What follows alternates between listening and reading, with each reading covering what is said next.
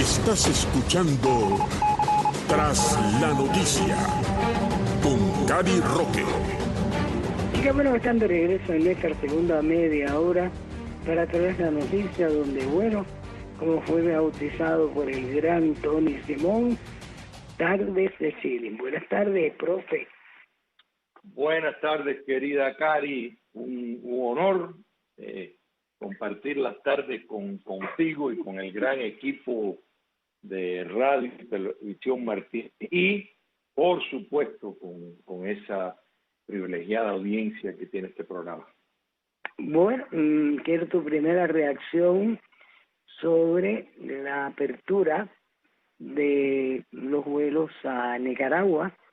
Indudablemente el régimen está aparentemente acorralado, fue sorprendido por el movimiento que comenzó siendo el movimiento San Isidro ya hace un año y que culminó pues con los actos de rebeldía nacional de corte pacífico en junio, julio, noviembre 11 y noviembre 15. Dame tu criterio, esto es como una especie de éxodo al estilo Mariel, pero por vuelo a Nicaragua.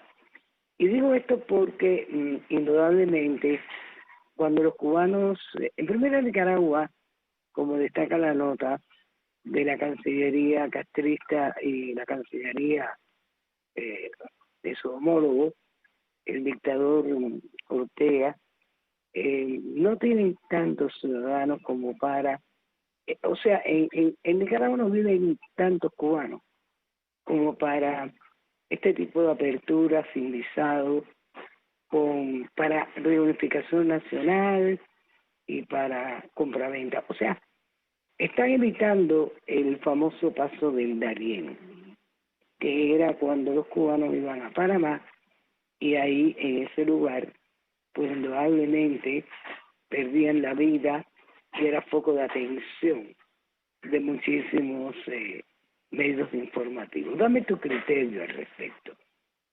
Mira, Cari, me alegro tanto que toques esta noticia importante. Justo estoy trabajando en una columna al respecto con ese tema. Mira, estamos delante de otra trama del castrocomunismo para buscar intentar de resolver el problema del estallido popular a raíz de las protestas masivas por todo Cuba en el 11 de julio. Entonces, que tenemos que recordar que empezó hace un año con el movimiento San Isidro. Correcto. Y que la realidad que tú bien sabes, el descontento ha sido un factor perenne en Cuba desde que los Castro tomaron el poder. Pero hemos visto, y si recordamos, el maleconazo, que no aguarda en proporción la misma dimensión que el 11 de julio. Sin embargo, la respuesta es la misma. Vimos entonces la facilitación del régimen para que salieran los cubanos por cualquier vía, entendiendo de que eso iba a desenfocar la atención del pueblo de Cuba, particularmente los jóvenes, en vez de buscar vías de liberación, de intentar de salir del país. Estamos viendo exactamente lo mismo, primero por medio de un satélite del Foro de Sao Paulo que dirige Cuba Comunista, recibiendo las órdenes claras. Ese es el primer propósito, o sea, tratar de desalentar a los cubanos a exigir sus derechos naturales en la patria y en vez de eso, pues buscar vías para potencialmente llegar a los Estados Unidos. Ese es el primer propósito. Estamos viendo, por ejemplo, cómo la Embajada de México en Cuba se va para facilitar. ¿Y quién es México? O sea, ¿quién está en el poder en México? Ya entendemos claro el papel que López Obrador va encajando dentro de el modelo dictatorial del Foro de Sao Paulo, repito, que dirige Cuba Comunista. Recordemos el aniversario de la independencia de México, más bien fue una glorificación de la supervivencia castrocomunista en vez de las celebraciones patrióticas mexicanas. Entonces, no es casualidad que tenemos que México está prestando su sede diplomática para facilitar esto. No es casualidad que Nicaragua está reorganizando su cuerpo diplomático con espías, con oficiales de la inteligencia más calificados. O sea, esto es una operación netamente de planificada, dirías más bien. Totalmente. Aquí no hay nada de espontaneidad ni nada de como tú bien señalas, de reunificación de familias en Nicaragua. Eso no existe.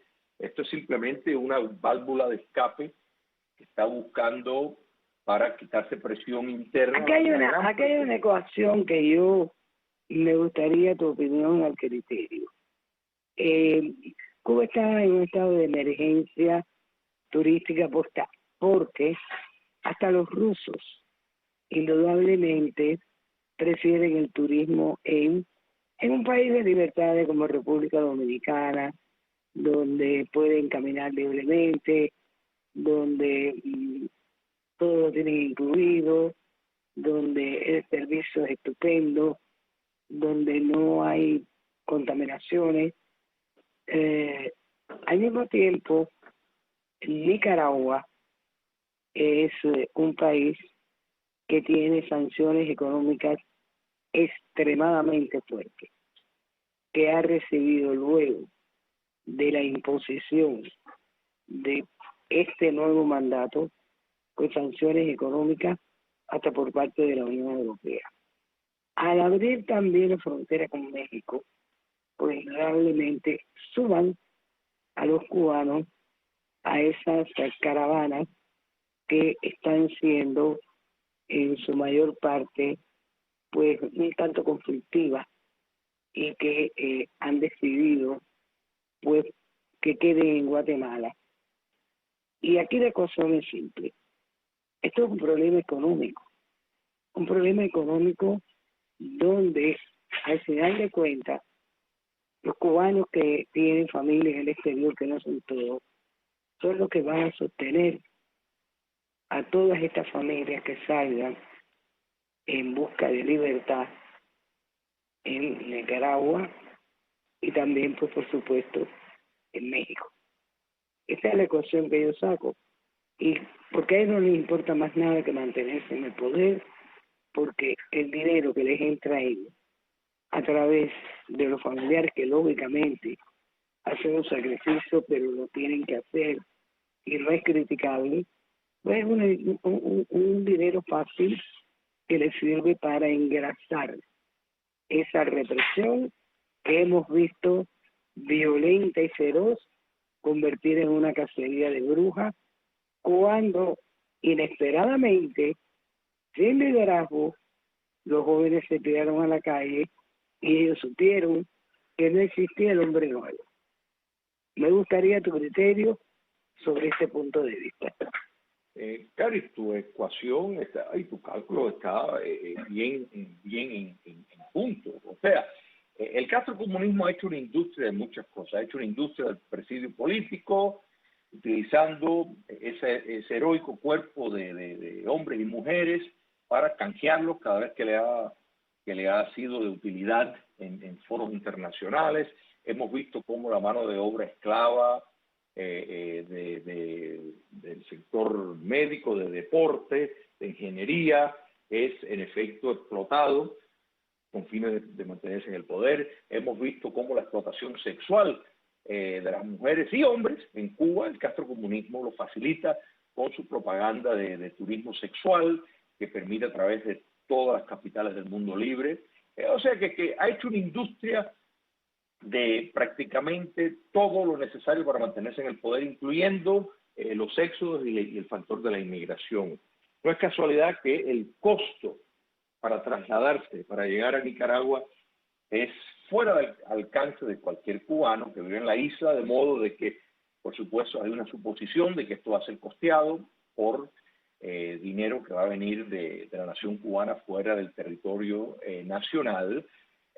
Y vamos a ver otras cosas más. El hecho de que México tiene una participación en esto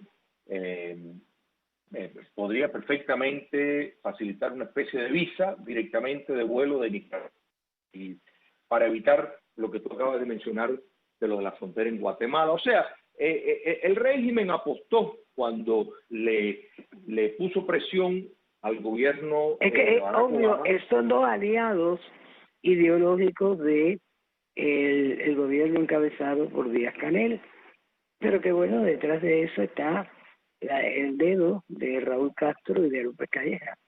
Por supuesto, por supuesto. El régimen castrista, cuando presionó al gobierno del expresidente Barack Obama para que cerrara el privilegio, literalmente el privilegio migratorio de los cubanos, lo hizo apostando de que el acercamiento entre las dos naciones iban a seguir y que la nación cubana exiliada pues no iba a poder presentar un frente unido con los hermanos en la isla para exigir libertad y democracia. Entonces se arriesgó a perder la industria valorada y necesaria de las remesas y remesas en especie para Cuba, y ahora pues esto es un segundo factor de esta salida, buscando de nuevo esa fuente de ingresos desesperado, y entre esos elevados costos, sin lugar a duda, para la colonia castrista en el poder en Nicaragua, habrá una pequeña parte porque, como tú bien señalaste, las sanciones que se le han puesto, o sea que esto es una medida que, por un lado, todos recordamos años atrás que Nicaragua supuestamente cerró su territorio para el traspaso de personas, pues ahora lo abre de par en par. Entonces, todo esto está diseñado estratégicamente para buscar quitarle presión a Cuba, de todo el pueblo, particularmente los jóvenes, que quieren un cambio sistémico, para ver si reenfocan a esa juventud para que quiera salir del país nuevamente. Segundo, otra fuente de ingresos que ha caído, pues esto es una forma de reactivar las divisas para dentro para las arcas del régimen. Y tercero, buscar tener otra herramienta más para negociar con la administración Biden-Harris en cuanto a el levantamiento del embargo, en cuanto a Cosa que te anoto que no va a suceder por el momento, porque recordemos que Biden fue el vicepresidente de Obama y él es un político, se ha dedicado a ser política, es un político de carrera y él sabe el costo de levantar las sanciones económicas unilaterales. Es que Cuba no tiene un bloqueo, como ellos afirman. Cuba tiene un embargo unilateral impuesto por Estados Unidos. Cuba le puede comprar a cualquier país del mundo, pero el problema es que ellos no pagan. El problema es que ellos están y tienen países que los ayudan renegociando la deuda, como el Club de París. Pero saltando otro tema también con relación a la problemática cubana, me imagino que tanto tú como muchos que tienen acceso a Cuba Debate se habrán quedado con la boca abierta en el artículo que publicó este viernes ese portal oficialista en que, vamos, caramba, los pájaros se tiran a la escopeta. La cobertura que han hecho de la cadena CNN en español y la agencia F arremetió contra ellos. El artículo reprocha a ambas instituciones por participar de una nueva operación político-comunicacional de gran envergadura contra Cuba, liderada por el gobierno de Estados Unidos. Ahí se demuestra lo incómodo que ese régimen se siente porque Biden no ha movido fichas ni las va a mover. Y sectores anticubanos, como siempre, de la Florida. Después de los acontecimientos del 11 de julio, continúa la nota, ambos medios dejaron de actuar como entes informativos. Dime tú, Cuba Debate criticando a CNN y a la agencia EFE, que por cierto, como todo el mundo sabe, la protesta sigue en pie porque el retiro de las credenciales en el preciso momento en que estaba el estallido social, donde, como dice Cuba Debate, habría perdido la capacidad de gobernar. O sea, me gustaría, ¿no?, entre los pecados mediáticos de CNN en español, pues imagínate tú, figuran entrevistas a Tania Olvera, Johanny Sánchez, Rosa María Payá, Ramón Saúl Sánchez, Michael Osorbo. Con marcada intencionalidad, CNN en español utilizó, dicen ellos, imágenes del 11 de julio mientras él reportaba la situación en Cuba en los días previos al 15 de noviembre. En cuanto a EFE, el medio oficialista acusa a la agencia EFE de beligerancia notable en los días previos a la fecha señalada. Me gustaría tu criterio de este comunicado de violencia. Yo quisiera saber si alguno de estos opositores que ellos han mencionado y si algún opositor en la diáspora, en el exilio, podría tener acceso a 5 minutos en la mesa redonda o en el noticiero nacional cubano. ¿Tu criterio, Luis? ¿Cómo no? Mira, Cari, es importante porque estos están ligados un factor con el otro. La actual administración y la posición que tiene en gran medida porque la Florida, que es el tercer estado de importancia en la nación, el tercero de los 50, es en gran medida el impacto de los cubanos exiliados y cubanoamericanos que influyen en esa política. Quiere decir que la Casa Blanca, irrelevante de la administración que esté ahí, siempre está atento porque aquí hay constantemente elecciones verdaderas de la cual precisamente la soberanía popular se ejerce. Entonces estamos viendo una función de la democracia en acción. Y lo que estamos viendo en este ataque a las agencias EFE y CNN, que hay que primeramente entender de que ambas instituciones históricamente siempre han reportado, o sea, con bastante timidez. O sea, aquí no estamos hablando de medios que han emitido expresiones agresivas, completamente válidas, pero expresiones en cuanto a los crímenes de lesa humanidad de grandes exposición. Simplemente es que el monopolio de los medios de comunicación que necesita un régimen totalitario tener, pues nada más que pensar que dos entidades internacionales pueden estar dándole voz a la nación cubana que difiere, para ponerlo de alguna forma, con 62 años de despotismo marxista-leninista, que eso viola determinados preceptos periodísticos, es totalmente absurdo y demuestra lo solo que está la dictadura comunista en Cuba. Porque estas instituciones, repito, no han sido de las más vocales en cuanto a el destapamiento de todas las realidades que ocurren en Cuba comunista, y esto es algo que hay que aplaudir, su periodismo como debe de ser, haciendo reportajes integrador que incorpora la realidad de Cuba, que incluye lo del 11 de julio, por supuesto, y mucho más.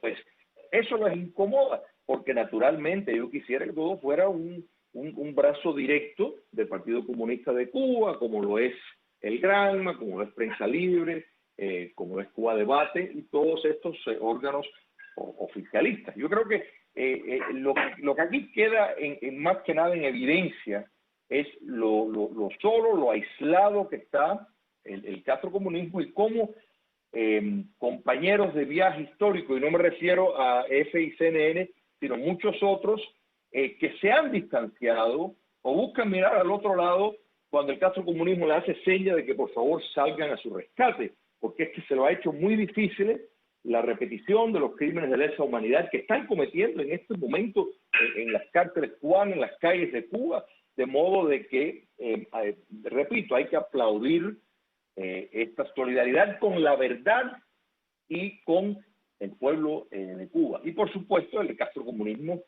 está exhibiendo sus típicas perretas para ver si así pues, puede asustar a otros medios extranjeros que están en Cuba con la amenaza tácita de que van a perder sus credenciales, porque eso es al final el objetivo de este tipo de campaña, es para tratar de uniformizar los medios acreditados en Cuba para que reporten lo que ellos quieran que reporten. Si no les quita los credenciales, se tienen que ir. Te voy a poner un ejemplo tácito.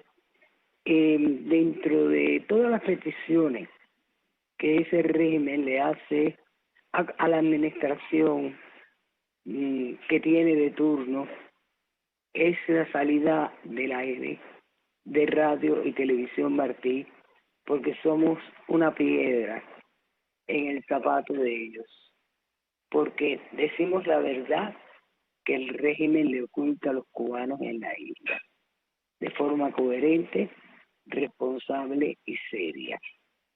Y ellos esperaban que cuando el deshielo, pues Radio y Televisión Martí iban a ser pues sencillamente sacados del aire. El dinero que no han invertido en Cuba para infraestructura y mejorar la vida del cubano, lo han gastado en cabildeo, con senadores proclives a Cuba, con congresistas proclives a Cuba, para buscar la forma de sacar del aire a esta emisora que es una piedra en el zapato de esa tiranía.